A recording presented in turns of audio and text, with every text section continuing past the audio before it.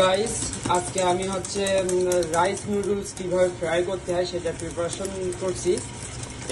Rice noodles দিয়েছি boil করার জন্য, দেন আপনাকে আবার দেখাবো কিভাবে এটা কুল ডাউন করতে হবে এবং কিভাবে ফ্রাই করতে হবে এবং কি কি ইনগ্রিডিয়েন্টস লাগবে। গাইস, আমি হচ্ছে এখন হচ্ছে এটা স্ট্যান্ড করব রাইস নুডলস, কারণ আমার হচ্ছে দেন আমি এটা কুল ডাউন করার জন্য ফ্রিজে রেখে দেব। এই যে গাইস, আমি হচ্ছে টার্কিশ বানানানে কোল্ড রাইস নুডলস কিভাবে ফ্রাই করতে হয় আমি আপনাদের দেখাচ্ছি। আমি ওয়াকটাকে একটু হিটিং আপ করে নিচ্ছি, যখন এখান থেকে স্মোকিং হবে that means it's ready for fry. হ্যাঁ, এখানে আমি তেল দেব, দেখছেন যে স্মোকিং হচ্ছে।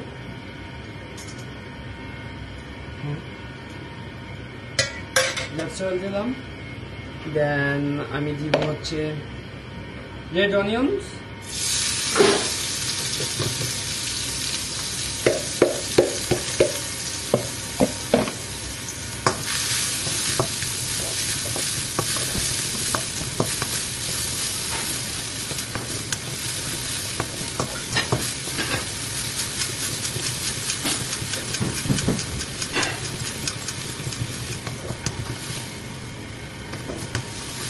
আর হিটিং টেম্পারেচারটা আপনি মিডিয়াম থেকে একটু হাই রাখবেন।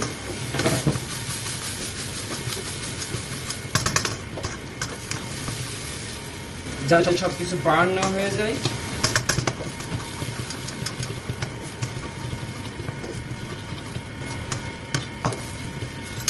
এটা দেখি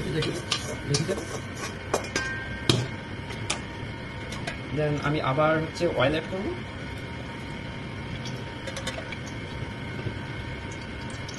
দেন আমি অ্যাড করছি carrot, bell pepper, red bell pepper, then mushroom sauce, then fish sauce,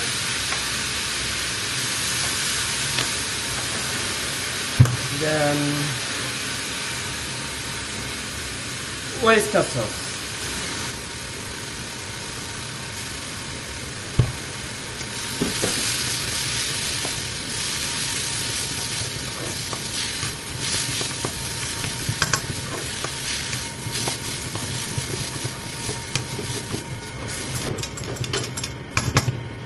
হ্যাঁ, হয়ে গেছে। একবার ডিপ ফ্রাই করবেন না কখনো, আপনাদের বাসা বাড়িতে কিন্তু আপনারা ট্রাই করতে পারেন। দেন আবার হচ্ছে অয়েল দেব। অয়েলটা দেওয়ার নিয়ম আমাকেতে এইভাবে ঘুরে চারি সাইড যেটাতে অয়েলটা পড়ে।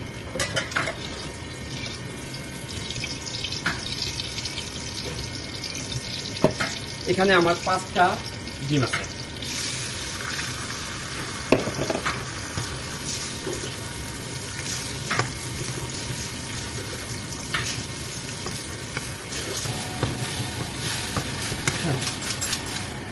শেষ।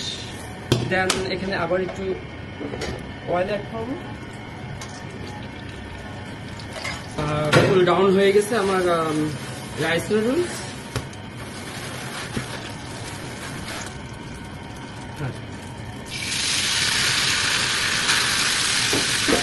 দেন আমি একটু মাশরুম অ্যাড করবো, oyster sauce and fish sauce.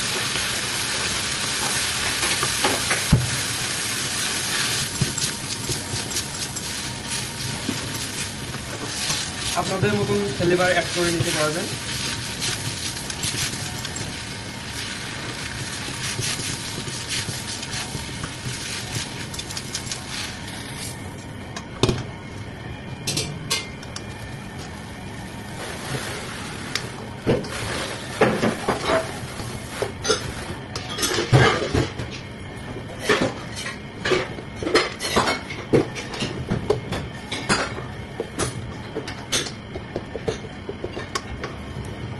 দেখেন লাস্ট ফিনিশিং।